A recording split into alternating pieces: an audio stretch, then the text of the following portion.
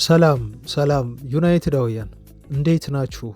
እነሆ ዩናይትድን ብቻ የተመለከቱ ዜናዎችን የምናደርስበት የማንቸስተር ዩናይትድ በኢትዮጵያ ገጽ ላይ ተገኘ። በዕለተ እሁድ በርከት ያሉ መረጃዎችን ያዝንላችሁ ከዩናይትድ ጋር በተያያዙ ልትሰሟቸው የሚገቡ ለእናንተ የሚመጥኑ ያልናቸውን መረጃዎች ይዘን በተገኘን አድማጮች ከመረጃዎቻችን መካከል የዛሬውን የምሽት ጨዋታ በተመለከተ በጣም ቁንስል መረጃ አለን። እሱን መረጃ የምትሰሙት ይሆናል። ከዛ ውጭ ራትክሊፍ ታይምስ ስለተባለው ጋዜጣ የሰጡት አስተያየት አለ። ያልሰማችኋቸው ለየት ያሉ የሰጧቸው ምላሾች አሉ። እነሱን ትሰማላችሁ። ዩናይትድን አሁን በደጋፊዎች ተቃውሞ እንደዚሁ የሚደርስብኝ ከሆነ ለቅቄ ሸጭ ይወጣለሁ ሁሉ ብለዋል። ዩናይትድን ለምን እንደገዙትም ምክንያታቸውን በራትክሊፍ ተናግረዋል። በአዲሱ ስቴዲየም ዙሪያ ክለቡ ሲገነባ ኦልትራፎርድን እንደሚያፈርሰው መረጋገጡን ታውቃላችሁ። የፋይናንስ አቅምስ ቀጣይ አይጎዳም ወይ ለሚለው የክለቡ የስቴዲየም ግንባታ የገንዘብ ምንጭም እንደዚሁ ተጠቅሷል። እሱን ትሰማላችሁ። ስለ ጄደን ሳንቾ የወጣ መረጃ አለ። ይሄ ተጫዋች አሁን መሀል ላይ ያለ ተጫዋች ሆኗል ወይ ወደ ቼልሲ ፈርሞ እዛው ለመቅረት ልጁ ፕሮሰሱን ከወዲሁ አልጀመረ፣ በቼልሲ ሰዎች አልተወደደ፣ አሊያም ደግሞ ወደ ዩናይትድ መጥቶ የቀድሞ ስሙን አድሶ ወደ ቀድሞ ብቃቱ ለመመለስ በክለቡ ደጋፊዎች የሚፈለግ ወይም የክለቡ አመራሮች የሚፈልጉት ተጫዋች አልሆነ። መሀል ላይ የቀረበ ሰው ሆኗል። ተጫዋቹ እንዳይመጣብን በሚል ቀጣይ ክረምት ላይ ልጁን ከቲሙ ጋር እንደማይቀላቅሉት ከውሳኔ ላይ እንደደረሱ ፋብሪሶ ሮማኖ ገልጿል። ከዛ ውጭ ደግሞ ፖል ፖግባ 32 ዓመቱ ሆኗል። ትላንት የልደት ቀኑን እያከበረ ነበር። በፖል ፖግባ የእግር ኳስ ህይወት ውጣ ውረድ እና አሁን ስላለው ወቅታዊ ፖግባ ሁኔታ የምነግራችሁ ነገር አለ። አድማጮች፣ በሆነ ወቅት የሰጠው አስተያየት በተለይ ለብዙዎች መማሪያ የሚሆን ነው። ፖል ፖግባ አሁን ከደረሰበት ቅጣት ጋር በተያያዘ የተናገራቸውን ነገሮች ከዚህ በፊትም ያሳለፋቸውን በተለይ ሁለት በጣም አስከፊ የሆኑ የተጫዋቹ ውጣ ውረዶችን በተመለከተ የምነግራችሁ መረጃ ይኖራል። አድማጮች፣ እስከ መጨረሻው አብራችሁኝ ሆናችሁ እንድትከታተሉ ጋብዛለሁ። ሁሌም ቢሆን ከምናሻሽላቸውም እንዲሁም ከጥሩ ጎናችንም እንደዚሁ እየተናገራችሁ ለምታበረታቱን ቤተሰቦቻችን እጅግ እናመሰግናለን። ቪዲዮን ላይክ በማድረግ እስከ ፍጻሜው እንድትከታተሉ ጋብዛለሁ። መልካም ቆይታ። በእንግሊዝ ፕሪምየር ሊግ ምሽት 4 ሰዓት በኪንግስ ፓወር ስቴዲየም የሚደረግ ጨዋታ ባለ ዩናይትዶች ሌስተር ሲቲን ከሜዳቸው ውጭ ወጥተው የሚገጥሙ ይሆናል። የ29ኛ ሳምንት ጨዋታ ነው የሚሆነው። ለዩናይትድ እስካሁን የተጫወተው ጨዋታ 28 ያህል ጨዋታዎችን አድርጓል። ሌስተር ሲቲም ተመሳሳይ 28 ጨዋታዎችን አድርጎ ነው ሁለቱ ቲሞች የሚገናኙት። ጨዋታው ከአየር በምዘና ደረጃ በጣም ጠቃሚ የሚሆነው ለሌስተር ሲቲ ነው። ከዩናይትድ ይልቅ ላለመውረድ እየታገሉ ያሉበት ሁኔታ ነው ያለው። በቀድሞ የዩናይትድ ሌጀንድ በሆነው አጥቂያቸው ሩድ ቫን ኒስተልሮይ እየሰለጠኑ ነው ያሉት። ሩድ ቫን ኒስተልሮይ ቲሙን ከያዘ በኋላም ሊታደጋቸው አልቻለም። በርካታ ጨዋታዎችን በተከታታይ በሌስተር ሲቲዎች ተሸንፈዋል። የዛሬውን ጨዋታ ማሸነፍ ለሌስተር ሲቲ ያለው ጠቀሜታ እጅጉን የላቀ ነው የሚሆነው። እስካሁን በሰበሰቡት ነጥብ መሰረት እንግዲህ አሁን ሌስተር ሲቲዎች 17 ነጥብ ብቻ ነው ያላቸው። እንዲሁም ኢፕስዊች 17 ነጥብ ይዘዋል። ኦልሞስት ሳውዝሃምፕተን መውረዱን ለማረጋገጥ እጅግ በጣም ተቃርበዋል ማለት እንችላለን። ከዚህ በኋላ ሰርቫይቭ የማድረጋቸው እድል በጣም አነስተኛ ነው። ወልቭስ ትላንት ከሜዳው ውጭ ተጉዞ ሳውዝሃምፕተንን ማሸነፉ ይታወቃል። አሁን ወልቭስ ትላንት ድል መንሳቱን ተከትሎ ከወራጅ ቀጠናው ራሱን ትንሽ አርቆ አስቀምጧል ማለት ነው። 17ኛ ደረጃ ላይ ተቀምጧል። ከሱ በታች የሚገኙት ኢፕስዊች እና ሌስተር ሲቲ ሁለቱም 17 ነጥብ አላቸው ማለት ነው። ስለዚህ ለሌስተር የዛሬውን ጨዋታ ማሸነፍ ወደ 20 ነጥብ እንዲገቡ ያደርጋቸዋል። ከወልቭስ ያላቸውን የነጥብ ልዩነት ደግሞ ወደ 6 እንዲያጠቡ ነው የሚያደርጋቸው ማለት ነው። ስለዚህ ላለመውረድ ነው ሌስተር ሲቲዎች ከፍተኛ ትግል የሚያደርጉት። ለዩናይትድ ጨዋታው ብዛም ጠቀሜታ አይኖረውም። በአውሮፓ መድረክ ላይ ለመሳተፍ የሚያስችላቸው አይሆንም። ከዚህ በኋላ ያሉት ቀጣይ ቀሪ የፕሪሚየር ሊግ ጨዋታዎች ቢደማመሩም ቲሙ በኮንፈረንስ ሊግ በታችኛው የአውሮፓ መድረክ ውድድር ላይ እንኳን ዩናይትድ ለመሳተፍ አይበቃም። ግን የሚያሸንፉ ከሆነ ያው ለቲሙ ስፕሪት ከእንደገና ደግሞ በፕሪሚየር ሊጉ የደረጃ ሰንጠረዥ ላይ አሁን ያሉበት ደረጃ 15ኛ ነው። ከፍ ብለው ማጠናቀቅ በሲዝኑ ይኖርባቸዋል። ከፍ ብለው የሚያጠናቀቁ ከሆነ ሞር ተጨማሪ የፕሪሚየር ሊግ ፕራይስ መኒ እየተሰጠ የሚኬድበት የደረጃ ሰንጠረዡን መሰረት ያደረገ የአከፋፈል ስርዓትም እንዲሁ እንዳለው እናውቃለን አድማጮች። ስለዚህ በዚህ ምክንያት የዛሬው ጨዋታ ለዩናይትድ ሳይሆን ለሌስተር ሲቲ እጅግ በጣም ጠቃሚ ጨዋታ ሆኖ በኪንግስ ፓወር ስቴዲየም ምሽት 4 ሰዓት ላይ ይደረጋል። ክፍያዎች የሚፈጸሙት የሊጉ ላይ ያሉ ክለቦች በሚያጠናቀቁት የደረጃ ሰንጠረዥ አማካይነት ነው። የእንግሊዝ ፕሪሚየር ሊግ ከዓለማችን እጅግ ውዱና ሀብታሙ ሊግ መካከል አንዱ ነው ብለን የምንናገረውም ዝም ብለን አይደለም። ምክንያቱም በሊጉ የደረጃ ሰንጠረዥ መሰረት በክፍያዎችም እንዲሁ ስለሚፈጸሙ ነው። ዩናይትድም ሆነ ሌሎች ክለቦች የሚያገኙት ገቢ ለቀጣይ ክረምት የዝውውር እንቅስቃሴዎቻቸው ትልቅ ድጋፍ እንደሚሆናቸው በእርግጥ ነው። ከአውሮፓ ሻምፒዮንስ ሊግ ውጭ ከፍተኛውን ክፍያ የሚያገኙት ከፕሪሚየር ሊግ ውድድር ስለሚሆን ማለት ነው። ሊጉ ይከፍላል። ለዛ ነው የዓለማችን ትልቁ እና ሀብታሙ ሊግ ተብሎ የሚጠራው። ሊቨርፑል ለምሳሌ ዘንድሮ ሻምፒዮን ሆኖ የሚያጠናቅቅ ከሆነ 174 ሚሊዮን ፓውንድ የፕሪሚየር ሊጉ ሻምፒዮን በመሆኑ ብቻ ክፍያ የሚያገኝ ይሆናል በፕራይዝ መኒ አማካይነት። አርሰናል ሁለተኛ ሆኖ ያጠናቃል ተብሎ የሚጠበቀው ቲም 170 ሚሊዮን ፓውንድ አካባቢ ያገኛል። የ4 ሚሊዮን ፓውንድ ልዩነት ማለት ነው በሁለቱ መካከል በደረጃዎች መካከል። ሲቲ 163 ሚሊዮን ፓውንድ ሶስተኛ ሆኖ የሚያጠናቅቅ ከሆነ ያገኛል። ዩናይትዶች ለምሳሌ አሁን ባሉበት ደረጃ ሰንጠረዥ እንኳን ብናሰላ ወደ 127 ሚሊዮን ፓውንድ ያገኛሉ። ዛሬ ሌስተር ሲቲን የሚያሸንፉ እና እስከ ሲዝኑ መጨረሻ በጥሩ አቋም ተጫውተው በሊጉ ያላቸውን የደረጃ ሰንጠረዥ ከፍ የሚያደርጉ ከሆነ ደግሞ ወደ 10 የሚመጡ ከሆነ እስከ 140 ሚሊዮን ፓውንድ ሊያገኙ ይችላሉ ማለት ነው። 15ኛ ሆነው የሚያጠናቀቁ ከሆነ 127 ሚሊዮን ፓውንድ ያገኛሉ። ኦልሞስት ያለው ዲፍረንስ ወደ 13 ሚሊዮን ፓውንድ ልዩነት አለው ማለት ነው። በ10ኛው እና በ15ኛው ከ10ኛው ከፍ ብለው የሚያጠናቅቁ ከሆነ እንደዛው 4-2 እያለ እየጨመረ ይሄዳል የሚያገኙት የሚሊዮን ፓውንድ መጠን ለማለት ነው። ስለዚህ ለዩናይትድ ዛሬ የሚያደርጉት ጨዋታ የቱ ጋር አጠናቀው ምን ያህል ፕራይዝ መኒ ያገኛሉ የሚለውን የሚወስንና ያው እግር ኳስ ስለሆነ የስፕሪት የቲም ጨዋታ ነው፣ ማሸነፍ ነው። ዛሬ ማሸነፋቸው ለቀጣይ ጨዋታዎች ስለነበና በየትኛውም ውድድር ላይ በዩሮፓ ሊጉም ቢሆን የሚጠቅማቸው መሆኑን ተከትሎ ከሌስተር ሲቲ ጋር ከፍተኛ ፍልሚያ ያደርጋሉ ተብሎ ይጠበቃል። በቁጥር ስናየው ዩናይትድ አሁንም ከወራጅ ቀጠና ፍጹም የጸዳ ቲም አይደለም። አሁን ዩናይትድ 34 ነጥብ ነው ያለው። ዌስትሃም ዩናይትድም ተመሳሳይ 34 ነጥብ አለው እና ዩናይትዶች ከወራጅ ቀጠናው የራቁት ኢፕስዊች 17 እና ሌስተር 17 ነው ያላቸው። ስለዚህ በእነኚህ ክለቦች መካከል ያለው የነጥብ ልዩነት በጣም ሰፊ ነው። በዚህ ደረጃ ወደ 17 ነጥብ ማለት ነው ቲሞቹ ደርሰው ዩናይትድን የመውረድ ስጋት ውስጥ ይጥሉታል ተብሎ አይጠበቅም። ለዛ ነው የዛሬው ጨዋታ ብዙም ለዩናይትድ ፋይዳ የለውም። የተሻለ ገንዘብ ከማግኘት እና በሊጉ የደረጃ ሰንጠረዥ ያላቸውን ቦታ ከፍ አድርጎ ከማጠናቀቅ በቀር ያልኳችሁ አድማጮች በወራጅ ቀጠናውና በዩናይትድ መካከል ያለው የነጥብ ልዩነት ከግማሽ በላይ ኦልሞስት ስለሚሆን የ17 ነጥብ ልዩነት አለ ማለት ነው። ለማንኛውም ምሽት 4 ሰዓት የሚደረገው ጨዋታ ዛሬ ይጠበቃል። ከዩናይትድ ስኳድ ውስጥ ወደ ሌስተር ኪንግስ ፓወር ስቴዲየም ያቀኑ ተጫዋቾችን ዝርዝር ስናይ ግብ ጠባቂ ቦታ ላይ አንድሬ ኦናና፣ ሚና ሃሪሰን ተጉዘዋል። በዚህ ቦታ ላይ እንግዲህ እንደ ባይንደር እና ቶም ሂተን ከቲሙ ጋር እየተጓዙ አይደለም፣ አልተጫወቱም። እነኚህ ተጫዋቾች ከአንዳንድ የዩናይትድ ጨዋታዎች በቅርብ ለምሳሌ ባይንደር ምንም አይነት ጨዋታ ሳያደርግ ነው ጉዳት ደረሰበት የተባለው። ምክንያቱ ምን እንደሆነ እስካሁን በግልጽ አልተቀመጠም። ተከላካዮች ዴሊት፣ ቪክተር ሊንደሎፍ፣ ኤደን ሄቨን፣ ፓትሪክ ዶርጉም ከቲሙ ጋር እንደተጓዘ ነው የተገለጸው። ዛሬ ግን በቀይ ካርዶ ምክንያት አይሰለፍም። ዲያጎ ዳሎ እና ማዝራዊ ተጉዘዋል። አማካይ ቦታ ላይ ካሳሜሮ፣ ሜሰን ማውንት አለ። አሰልጣኙ እንደተናገሩት ማውንት ምናልባት ቤንች ላይ ሊቀመጥ ይችላል፣ ተቀይሮ ሊገባ የሚችልበት እድል አለ። ከረዥም ጊዜ ጉዳት በኋላ ቶቢ ኮይለርም ይገኛል። ክሪስቲያን ኤሪክሰን፣ ብሩኖ ፈርናንዴዝ እና ኡጋርቴም ከቲሙ ጋር አምርተዋል። አጥቂ ቦታ ላይ ኦቢ ተጉዟል። ኦቢ ብዙ የመጫወት እድል እየተሰጠው አይደለም። ታውቃላችሁ አድማጮች፣ ምናልባት አሰልጣኙ ለዚህ ተጫዋች ጥንቃቄ እያደረጉ ይሆናል። በጥንቃቄ የተጫዋቹን ጉዳይ እድገቱን እመለከታለሁ ሲሉ መናገራቸው ይታወቃል።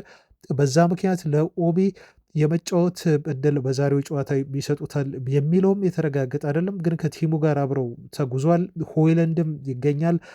ጋርናቾ እና ጆሹዋ ዝርክዚ በዩናይትድ የአጥቂ መስመር ላይ የተያዙ እና በአጠቃላይ ለዛሬው ጨዋታ ወደ ኪንግስ ፓወር ስቴዲየም የሚያመሩ የዩናይትድ ስኳድ ዝርዝር ተጫዋቾች እነኚህ ናቸው። አድማጮች ዜናዎቻችን ቀጥለዋል። አድማጮች አሁን ደግሞ የክለቡ ከፊል ባለቤት የሆኑት ሰር ጂም ራትክሊፍ የሰጡትን አስተያየት እንመለከታለን። የባለፈው ቃለ መጠይቃቸው በደንብ ይሄ ሩዝለስ የሆነ መልስ የሰጡበት ነው ብለን በጣም በግልጽ ነው በሁሉም ነገር ላይ ያወሩት። በጣም ፍራንክ ናቸው።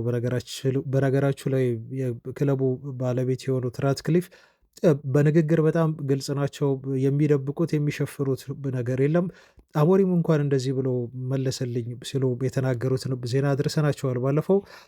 ከክለቡ የአዲስ ስቴዲየም ግንባታ ጋር በተያያዘ በቅድሚያ አጠር ያለ መረጃ ሳደርሳችሁ የካሪንግተን የልምምድ ማዕከል እጅግ ዘመናዊ ሆኖ መገንባቱን ነግረናችሁ ነበር። 50 ሚሊዮን ፓውንድ ፈጅተዋል ተብሏል።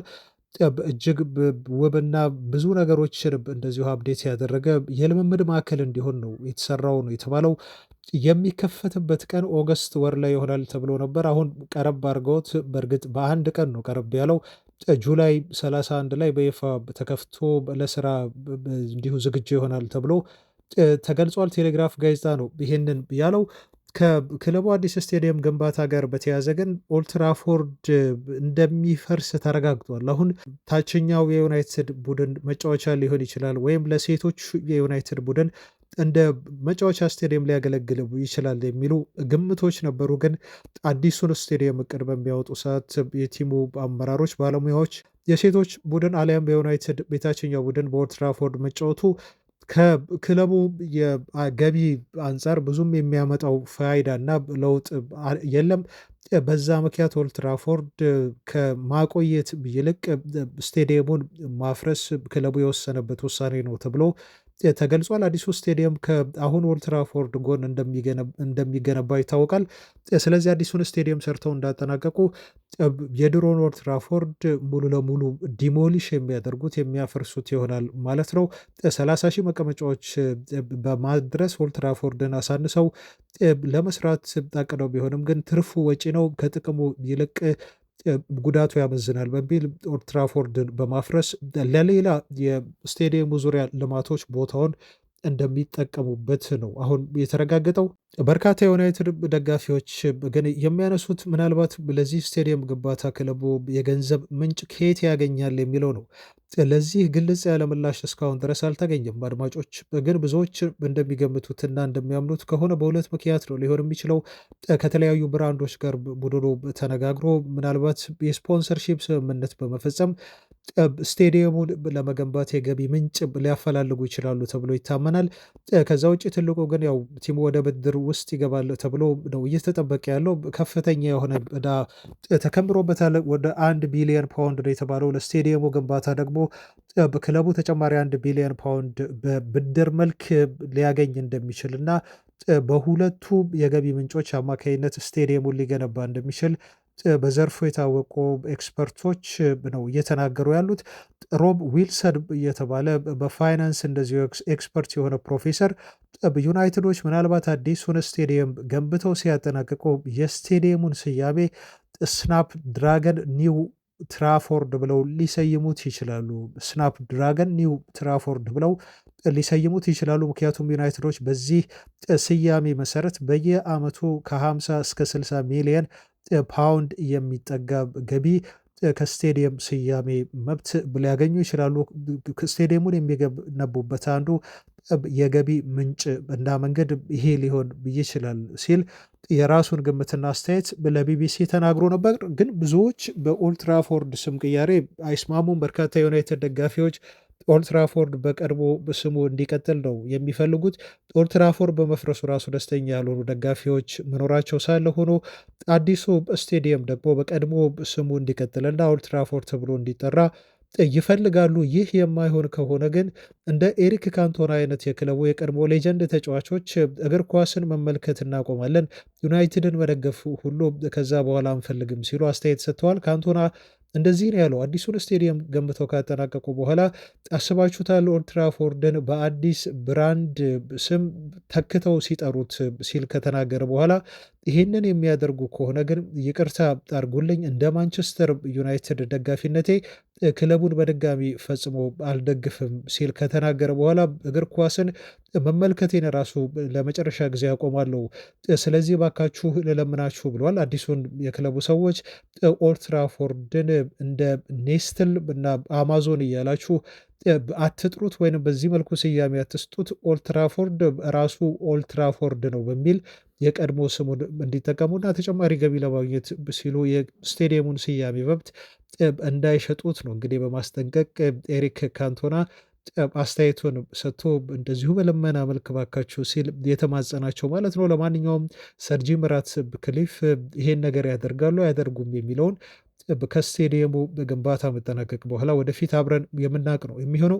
ራትክሊፍ ከታይምስ ጋዜጣ የሰጡት ቃለመጠይቅ ባለ በቅርቡ ማለት ነው ባለፈው ካደረስናችሁ ውጭ እና ትንሽ ለየት ያሉ ነገር ግን ባለፈው ያልሰማችኋቸውን አንዳንድ መረጃዎችን እንደዚሁ እናድረሳችሁ። ታይምስ ላይ ከተናገሩት የወሰድነው የተለየ የተባለውን ጥያቄ ቀረበላቸውና የሰጡትን ምላሽ ነው የምናየው።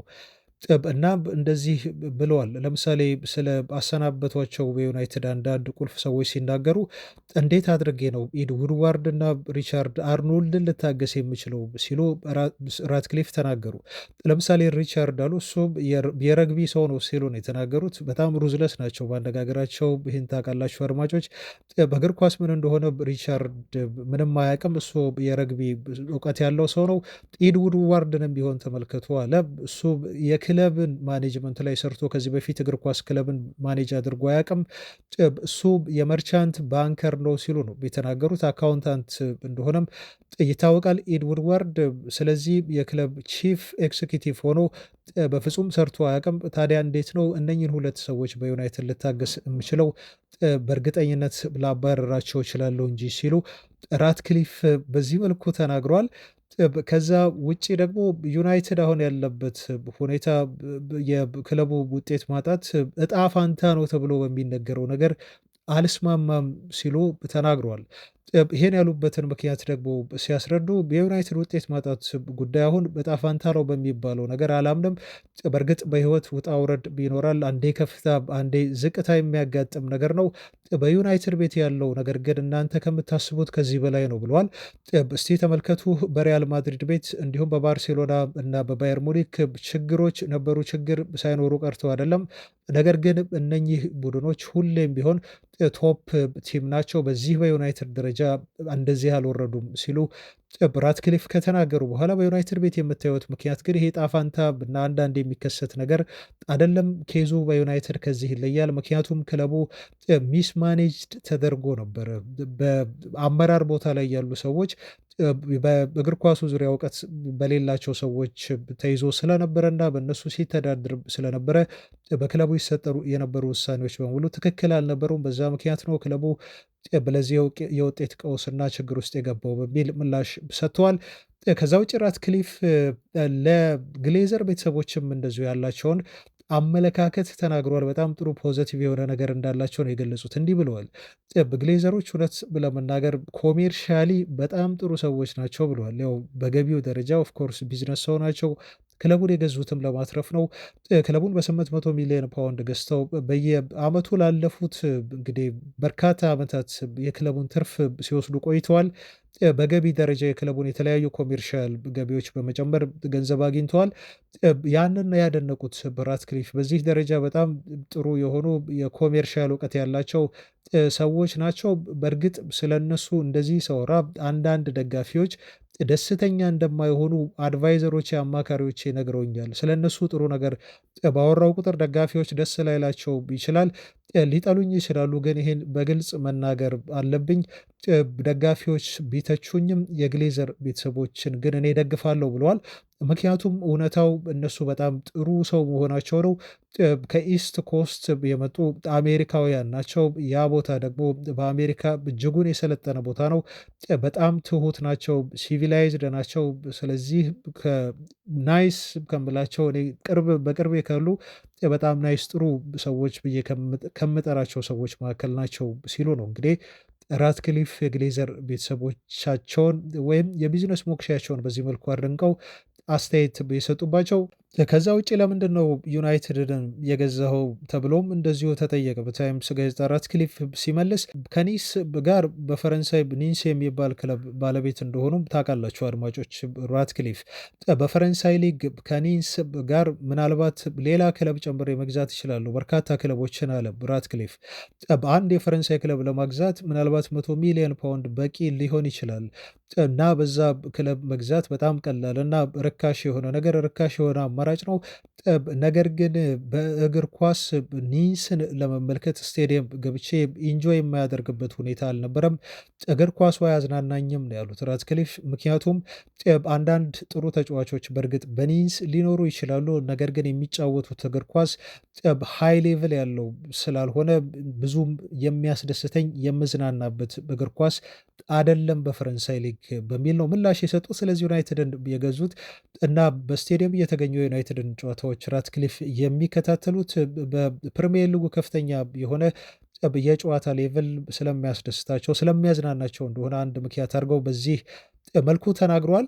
በክለቡ ገዝቼ ከግሌዘር ቤተሰቦች ጋር ጥምረት ስፈጥር ምናልባት በደጋፊዎች ላልወደድ እችላለሁ ሲሉ በአስተያየታቸውን ሰጥተዋል። ምክንያቱም ክለቡን አሁን ባለበት ወቅታዊ ሁኔታ በዚህ መልኩ ከምወስነው ውሳኔ አንፃር አንዳንድ የክለቡ የረዥም ዓመት ሰራተኞችን ከማሰናበት ጀምሮ በመወስዳቸው እርምጃዎች ብዙ ሰዎች ደስተኛ እንደማይሆኑ አውቃለሁ፣ ላይወዱኝም ይችላሉ በውሳኔዎች ምክንያት ሲሉ ራትክሊፍ ከተናገሩ በኋላ ይሄ ጉዳይ በእርግጥም አስደሳች አይደለም፣ በደጋፊዎች መጠላት ስሜቱ ጥሩ አይደለም። በተለይ ለጓደኞቼና ለቤተሰቦቼ የጥላቻ የሆኑ አስተያየቶች ወይንም ተቃውሞዎች ከክለቡ ደጋፊዎች ሲመጡ ጥሩ ስሜት አይፈጥርም። ነገር ግን ይሄን ላረጋግጥላችሁ እወዳለሁ፣ በጊዜ ሂደት ልክ በግሌዘር ቤተሰቦች ላይ የሚደርሰው ተቃውሞና የክለቡን ልቀቁልን ጉዳይ ወደ እኔ የሚመጣ ከሆነ እና አቢዩዙ ወይንም ተቃውሞ የሚቀጥል ልክ በግሌዘር ቤተሰቦች ላይ እየተደረገ እንዳለው ከዚህም እየከፋ የሚመጣ ከሆነ ለክለቡ ባለቤቶች ሁሉ ሳይቀር ቁጭ ብዬ አወራችኋለሁ። ተመልከቱ፣ አሁን በቃ ሁሉም ነገር ይበቃናል፣ ኢነፍ ኢዝ ኢነፍ። ከዚህ በኋላ ሌላ ሰው እንጋብዝና ቡድኑን ሌላ ሰው እንዲያስተዳድረው ወይንም ደግሞ ቡድኑን በሌላ ሰው እጅ እንዲሆን ሌላ ሰው ዩናይትድን ኃላፊነት እንዲወስድ እንፍቀድ ብዬ እላችኋለሁ በሚል ነው እንግዲህ ቡድኑን ሁሉ ሸጠው ሊሄዱ እንደሚችሉ ለሌላ ባለቤት በአስተያየታቸው ላይ በዚህ መልኩ የተናገሩት ማለት ነው። እንዲህ ከፍተኛ ጫና ተቃውሞ እየደረሰብኝ በክለቡ ልቀጥል አልችልም፣ ለቀቄ እወጣለሁ በሚል የተናገሩት ማለት ነው። እረዳለሁ አሁን የግሌዘር ቤተሰቦች በየጨዋታዎቹ ላይ እየመጡ የቡድኑን ጨዋታዎች በስቴዲየም ተገኝተው አይከታተሉም። ይህ ነገር የተፈጠረው ደግሞ በዩናይትድ ደጋፊዎች በነበረባቸው ከፍተኛ የሆነ ጥላቻና ተቃውሞን በመፍራት ነው። አሁን ያ ጫናና ተቃውሞ በሙሉ ወደ እኔ ሊዞር የሚችልበት እድል አለ።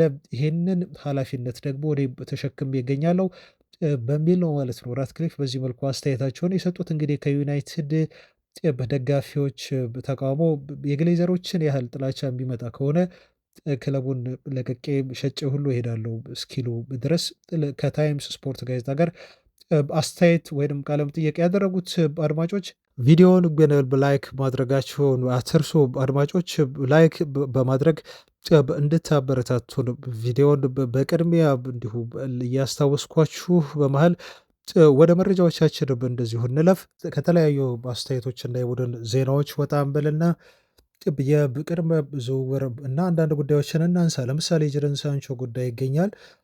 ሳንቾ ከዩናይትድ ጋር ይለያይ አይለያይ እስካሁን ድረስ ቁርጥ ያለ መረጃ ልናገኝ አልቻልም። ከዚህ በፊት ያለው እሳቤና አሁን የሰማነው ነገር ትንሽ የተለየ ሆኖ መጥቷል። ቼልሲዎች በኮንትራቱ ላይ ከዩናይትድ ተጫዋቹን በውሰት ሲያስፈርሙት ማስፈረም የማይፈልጉ ከሆነ በ25 ሚሊዮን ፓውንድ ሂሳብ የፔናልቲ የቅጣት ክፍያ ከፍለው ተጫዋቹን ወደ ዩናይትድ ይመልሱታል፣ ይልኩታል የሚለው አዲስ መረጃ ከወጣ በኋላ ነው። በዚ አትሌቲክ ጋዜጣ እጅግ የሚታመን ጋዜጣ ነው እንደምታውቁት እና ከዚህ ጋዜጣ ዘገባ በኋላ የጀደን ሳንቾና የዩናይትድ ጉዳይ አሁን ይመለሳል አይመለስም የሚለው ነው ማለት ነው። ቁርጡ ያለየለት ብዙ እየተወራበት ያለበት ነገር ሆኗል። ፔናልቲው ዞሮ ዞሮ ለዩናይትድ በጣም ጠቃሚ ነው። ከወሰዱት ተጫዋቹን ከገዙት ለዩናይትድ ይበልጥ ሞር ጠቃሚ ነው የሚሆነው። 25 ሚሊዮን ፓውንድ እንግዲህ ያገኛሉ። ከእንደገና ደሞዙን ይቀንሳሉ። ደሞዝ መቀነስ ቀላል አይደለም። በነገራችሁ ላይ በጣም ከፍተኛ ደሞዝ ነው በዩናይትድ ቤት ልጁ የሚያገኘው። ይሄን ማድረግ የማይችሉ ከሆነ ደግሞ በፔናልቲ መልክ ከ10 እስከ 15 ሚሊዮን ፓውንድ ሊሆን ይችላል ተብሏል የሚያገኙት። ይህም የሚናቅ ገንዘብ አይደለም፣ በጣም ብዙ ገንዘብ ነው። ልጁን ግን አሁን ዩናይትድ ተመልሶ በየትኛው ሞራሉ ነው ለዩናይትድ መጫወት የሚችለው የሚለው ነው ትልቁ ጥያቄ። ጀደን ሳንቾ በፍጹም ወደ ዩናይትድ ቤት ሁሉ እንዲመጣ አይፈልጉም ነው የተባለው። በቀጣይ ቢመልሱት እንኳን ቼልሲዎች ለሌላ ክለብ አሳልፈው እንደሚሰጡት ምንም ጥያቄ የለውም ማለት ነው። በተለይ ከማርከስ ራሽፎርድ የአስቶን ቪላ ያቺ እዛ ካመራና ከፖሰታት ፍሪደም ብሎ ከገለጻት ጽሁፍ በኋላ በምን አይነት ሞራል ለዩናይትድ መጥቶ ተጫዋቹ ሊጫወት እንደሚችል አስቡት። በኦልትራፎርድ ተሰልፎ በዩናይትድ ደጋፊ መሀል ቆሞ ልጁ ሲጫወት እንዴት ሊሆን ይችላል? ይሄ የማይታሰብ ነገር ነው የሚሆነው። ፍሪደም ፋይተር እያለው ዩናይትድ ብዙ ደጋፊዎች በተጫዋቹ ድርጊት በጣም አንፕሮፌሽናል በሆነ አስተያየቱ ተቃውሞ እያደረሱበት ነው ያለው። ክለቡም እንደማይመልሰው ከዚህ በኋላ እርግጥ ነው። ለማንኛውም የዚህን ተጫዋች ሁኔታ በቀጣይ ምላሽ የምናገኝበት ይሆናል። ፋብሪሶ ሮማኖ ግን ቼልሲዎች እስካሁን ድረስ ተጫዋቹን የማቆየት ፕላን ነው ያላቸው ብለዋል። ምክንያቱም ልጁን ለመመለስ ፔናልቲውን ከፍለው ለመመለስ እስካሁን ድረስ ያደረጉት እንቅስቃሴ ምንም አይነት ነገር የለም ብለዋል። እንግዲህ ቀደም ብለው ይጀምሩ ነበር ማለት ነው። ተጫዋቹን ወደ ዩናይትድ የሚመልሱት ከሆነ ፔናልቲውን በመክፈል አንዳንድ የወረቀት ስራዎችን ከወዲሁ ማድረግ መጀመር ነበረባቸው። ሲዝኑ እየተጠናቀቀ ስለሆነ ግን ያን አላደረጉም ብሎናል ፋብሪሶ ሮማኖ። ተጫዋቹ በጣም የወረደ አቋም ነው እያሳያቸው ያለው እና የሚፈልጉትም አይመስልም። ከዚህ በኋላ ከ2025 አዲሱ ዓመት በፈረንጆች ከገባ በኋላ ልጁ ምንም አይነት ሹት ኦን ታርጌት አላደረገም፣ ምንም አይነትም አሲስት አላደረገም ለቡድን አጋሮቹ ማለት ነው። ሳንቾ በቼልሲ ቤትም እጅግ ወርዷል። ግን ከሁለት ያጣ ነው የሆነው አሁን አድማጮች። ምክንያቱም አንድ በቼልሲ ቤት ወይ ጥሩ አቋም አላሳየ፣ ዩናይትዶችም እንደዚሁ አልጠቀመ። ለዩናይትዶች ጥሩ የክፍያ ገንዘብ እንዲያገኙ አልረዳቸውም። እዛ ራሱን አሻሽሎ ከቼልሲ ቡድን ጋር ሞር ፍሪደም አግኝቼበታለሁ እና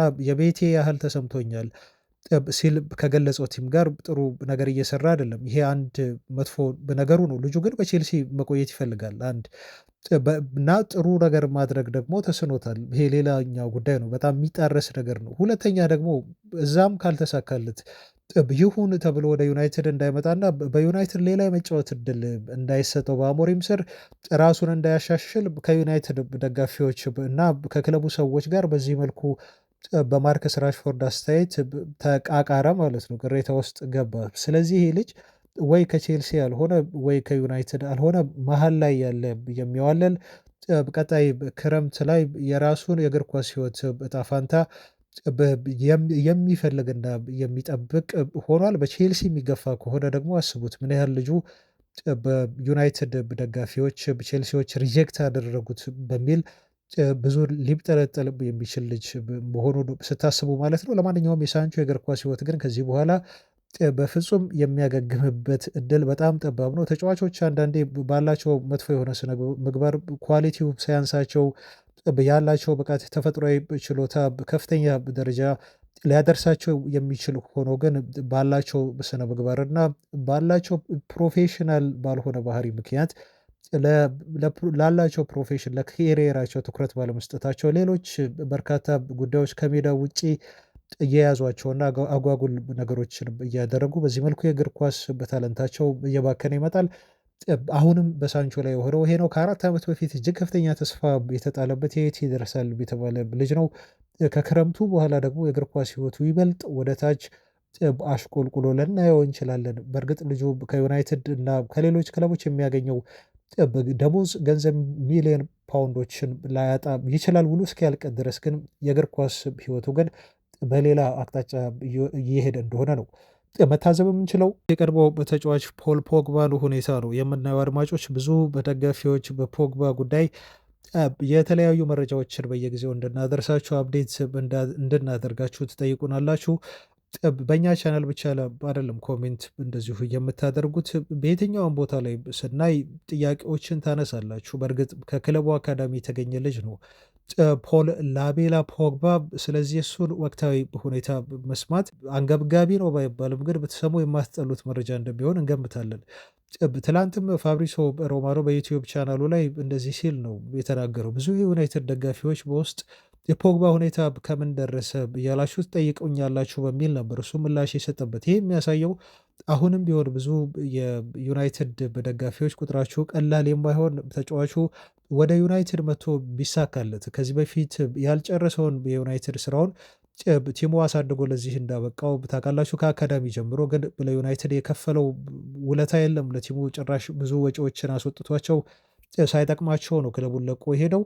በዛ ምክንያት ተመልሶ ስሙን እንዲያድስ ወደ ቀድሞ ብቃቱ እንዲመለስ የምትጓጉ ደጋፊዎች አላችሁ። ለዛ ነው ደጋግማችሁ የምጠይቁን። እኛም አዲስ ነገር ካለ አፕዴት እናደርጋችኋለን ብለን ዜናዎችን የምንሰራላችሁ ማለት ነው። በነገራችሁ ላይ 32ኛ ዓመቱን ፖል ፖግባ ትላንት አክብሯል ማለት ነው። ትላንት ልደቱ ነበር። 32 ዓመት ሞልቶታል። ተጫዋቹ ግን በ32 ዓመቱ ልጁ ያለው የእግር ኳስ ሕይወት እድገት እያሽቆለቆለ ቢሆንም በቅርብ ግን ፖግባ በሀያዎቹ ዕድሜው ውስጥ ያሳካቸው ነገሮች እጅግ የማይታመኑ ናቸው። ለምሳሌ ኢንተርናሽናል የሆኑ ሆነሮቹን ስናይ የፊፋ ወርልድ ካፕን ማሸነፍ ችሏል። ከፈረንሳይ ብሔራዊ ቡድን ጋር የፊፋ አንደር 20 ወርልድ ካፕ ሻምፒዮን ነው። የዩኤፋ ኔሽንስ ሊግ ሁሉ ሻምፒዮን መሆን ችሏል ከፈረንሳይ ጋር ማለት ነው። የዩኤፋ ዩሮፒያን ሻምፒዮንሺፕ እንደዚሁ ሁለተኛ ራነር አፕ ወጥቶ ሜዳሊያ ያለው። ከዛ ውጭ በክለብ ኬሪየሩ ስናይ የዩኤፋ ዩሮፓ ሊግ ሻምፒዮን ሆኗል። አንዴ ሻምፒዮን ሆኗል ከዩናይትድ ጋር። አንድ ጊዜ ደግሞ ሁለተኛ ራነር አፕ ነበር። በሴሪያ በተጫዋቹ እንደዚሁ ከጁቬንትስ ጋር ማለት ነው 4 ሴሪያ ዋንጫዎችን አግኝቷል። በኢታሊያን ሱፐር ካፕ እንደዚሁ ሁለቴ አሸንፎ አንዴ ራነር አፕ ነበር። በኮፓ ኢታሊያ እንደዚሁ ሁለቴ ማሸነፍ ችሏል። በካራቦ ካፕ ደግሞ አንድ ጊዜ ሻምፒዮን ሲሆን አንድ ጊዜ ራነር አፕ ነበር። በዩኤፋ ሻምፒዮንስ ሊግ ደግሞ ፍጻሜ መድረስ ችሏል። ምንም እንኳን ፍጻሜው ላይ ማሸነፍ ባይችልም የኤፍኤ ካፕም እንደዚሁ ፍጻሜ ደርሶ አላሸነፈም። ኢንዲቪዥዋል ደግሞ ስኬቱን ስታየው በጣም አስደናቂ ነው አድማጮች። በፊፋ አንደር 20 ወርልድ ካፕ ጎልደን ቦል አሸናፊ ነበር። በፊፋ ወርልድ ካፕ ቤስት ያንግ ፕሌየር በሚል የተመረጠ ነበር። በፊፋ ፕሮ ወርልድ ምርጥ ቲም ውስጥም እንዲሁ መካተት የቻለ ነበር። በዩኤፋ ዩሮፓ ሊግ ፕሌየር ኦፍ ዘ ሲዝን በሚል እንዲሁ መሸለም የቻለ ነው። በዩኤፋ ዩሮፓ ሊግ ስኳድ ኦፍ ዘ ሲዝንም መካተት የቻለ ነው። 2 ጊዜ በዩኤፋ አንደር 90 ዩሮፕ ቲም ኦፍ ዘ ቶርናመንት ተካቷል። በዩኤፋ አንደር 70 ዩሮ ቲም ኦፍ ዘ ቶርናመንት ሁሉ መካተት ችሏል። በዩኤፋ ቲም ኦፍ ዘየር እንዲሁም በሴሪያ ቲም ኦፍ ዘ ፕላየር 3 ጊዜ ነው በነገራችሁ ላይ መመረጥ የቻለው። በኢኤስኤም ቲም ኦፍ ዘየር 2 ጊዜ፣ በፒኤፍኤ ቲም ኦፍ ዘየር በጎልደን ቦይ 1 ሽልማት እንዲሁ በብራቮ አዋርድ 1 ሽልማቶችን ማግኘት የቻለ ተጫዋች ነው ፖል ፖግባ። አስቡት እንግዲህ ያለፉት ጥቂት ዓመታት የእግር ኳስ ሕይወቱ በቅጣትና በተለያዩ ጉዳዮች ባይታመስ ኑሮ ልጁ የት ደረጃ ሊደርስ እንደሚችል መገመት ትችሉ ነበር። ነገር ግን አሁንም እንደዚህ ሆኖ ራሱ ፖል ፖግባ እጅግ የማይታመኑ የግልና የቡድን ስኬቶችን ከብሔራዊ ቡድንና ከክለቦች ጋር ማሳካት የቻለ በጣም አስደናቂ የሆነ የእግር ኳስ ኬሪየር ያለው ተጫዋች ነው። አሁን ያ ኬሪየሩን ለመመለስ ነው እንግዲህ እየጣረ የሚገኘው። በጣም ብዙ ውጣ ውረዶችን አልፈዋል። በነገራችሁ ላይ ካስታወሳችሁ ከወንድሙ ጀምሮ በጣም መነጋገሪያ የሆኑ ነገሮች ወጥተው ነበር እና የፖል ፖግባ ወንድም በግልጽ ወጥቶ ነበር ወንድሙን ሲወቅስ የነበረው ተጫዋቹ ብላክሜል አድርጎኛል በሚል ወቅሶት እንግዲህ ከገዛ ወንድሙ ጋር ልዩ የሆነ ውዝግብ ውስጥ ገብቶ መነጋገሪያ መሆኑ ይታወቃል። ቪዲዮ ሁሉ ለቆ ነበር። እንግዲህ ወደ 13 ሚሊዮን ዩሮ የሚጠጋ ገንዘብ ፖል ፖግባን ሰዎች ጉዳት እንዳያደርሱበት ተከላክለነዋል ተጫዋቹን ከጉዳት። ስለዚህ ይህንን ገንዘብ ክፈለን ብለው ሲያስጨንቁት የነበረው ወደ እናቱ መኖሪያ ቤት ሁሉ ሄደው ልጅሽን ከአድነነዋል እና በህይወት እንዲቆይ አድርገነዋል። ስለዚህ 13 ሚሊዮን ፓውንድ ክፍያ ክፈይን በሚል የሆነ ጊዜ አስጠንቅቀዋት ፖል ፖግባ ለእናቱ ሴኩሪቲ እስከ መመደብ ድረስ ሁሉ ደርሶ ነበር ጉዳት እንዳያደርሱባት በሚል ከወንድሙ ጋር የገባው ውዝግብ። ይሄም ብቻ አይደለም መዘዝ ይዞበት የመጣው ራሱ ወንድሙ ምባፔ ላይ ይሄ ፈረንጆች ዊች ዶክተር ይሉታል፣ ጥንቆላ ማለት ነው እንግዲህ። ጠንቋይ ጋር ሄዶ ኬላን ምባፔ ሁሉ በእግር ኳስ እንዳይሳካለት አስተብትቦበታል በሚል የሰጠው አስተያየት ብዙ መነጋገሪያ ሆኖ ከራሱ ከኬላን ምባፔ ሁሉ ሳይቀር ማብራሪያ ስጠኝ፣ ለምንድን ነው ስሜ በእናንተ በቤተሰብ ጉዳይ በሆነው ስሜ እንደዚህ ሊነሳ የቻለው በሚል ምባፔ ማብራሪያ ሁሉ የጠየቀበትን ጊዜ እናስታውሳለን። ፖግባ በበኩሉ በእርግጥ እውነት ነው ዊች ዶክተር ጋር ሄጄ ተጠቅሜ ነበር ብለዋል። እንግዲህ ተገልግዬ ሰርቪሱን አግኝቼ ነበር፣ ግን ይሄ ሄድኩት ለቻሪቲ ፕሮግራም በሚል ነው ማለት ነው። በአፍሪካ ውስጥ የሚገኙ ችልድረኖችን ለመርዳት ስል ነው እሱ ጋር የሄድኩት ብሏል። እንግዲህ ለምን ይጠቅመው እንደሆነ እዛ መሄዱ ግልጽ ባይሆንም እንጂ ለአንተ ብዬ ወይንም አንተ ላይ መጥፎ የሆነ እድል እንዲደርስ ብዬ አይደለም የሄድኩት በሚል ለኬላን ምባፔ በዚህ መልኩ ምላሽ እንደሰጠው ይታወቃል። እንግዲህ በዚህ መልኩ ነው የእግር ኳስ ሕይወቱ ከተመሰቃቀለ እንደዚህ መነጋገሪያ ከሆነ በኋላ ደግሞ የዶፒንጓ ጉዳይ መጣችና በተደረገለት ምርመራ እሱ አውቄ ወሰድኩት አይደለም ያለው። እንግዲህ በስህተት ያው የተለያዩ ምግቦችን ስንመገብ ወይንም መጠጦችን ስንጠጣ ሳይታወቅ ወደ ሰውነታችን የሚገቡ ንጥረ ነገሮች አሉ። በዛ ምክንያት ነው ይሄ አበረታች የተባለው እጽ በሰውነት የተገኘው እንጂ ሆን ብዬ አቅጄ ወስጄ ያደረግኩት ነገር አይደለም በሚል ተጫዋቹ ቢያስተባብልም ያው ሕግ ነው። ሕግ ይዞት ተጫዋቹ ይሄ አበረታች እጽ ስለተገኘበት ከእግር ኳስ ለ18 ወራት ያህል እንዲገለል ሆነ ማለት ነው። አሁን ግን ቅጣቱን ጨርሶ ተጫዋቹ ተመልሷል። እንደዚህ ብሏል በነገራችሁ ላይ ማለት ነው። በጣም ያስገረመኝ ንግግሩ ኦክቶበር 2024 ላይ ከቅጣቱ በኋላ በተለይ ከዚህ አደንዛዥ አሚን አበረታች እጹ ቅጣት በኋላ በሽንፈት የምበሳጭ ሰው ነኝ እንጂ አጭበርባሪ ሰው አይደለሁም ሲል አስተያየቱን ሰጥቷል። ፖግባ እንዲህ ይላል፣ ሁላችንም ሰዎች ነን፣ ሁላችንም ስሜቶች አሉን። እውነቱን ልንገራችሁ፣ ያ እገዳ በደረሰብኝ ጊዜ እገዳው ከተጣለብኝ በኋላ ህይወት ምን እንደሆነ በእውነት ታዝቤያለሁ፣ መታዘብ ችያለሁ ነው የሚለው።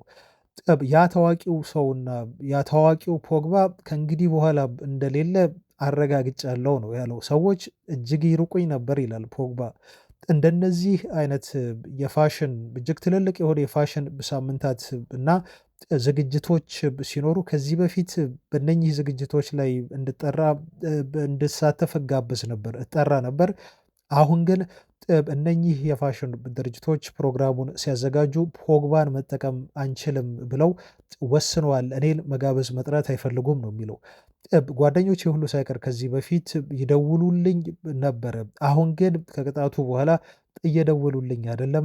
የቀድሞ ፖግባ ያ በሰዎች የሚከበበው በተለያዩ የስፖንሰርሺፕ ስምምነቶች ከድርጅቶች ጋር አብሮ ሲሰራ የነበረውና በብዙ ጓደኞች ሲከበብ ሲደወልለት የነበረው ዝነኛው ፖግባ አሁን እንደሌለ ተረድቻለሁ። እና ህይወት ያስተማረችኝ አንዱ ትልቁ ነገር ይሄ ነው። ገንዘብ ሲኖርክ እና እውቅናው ሲኖር ሰው ይከብሃል።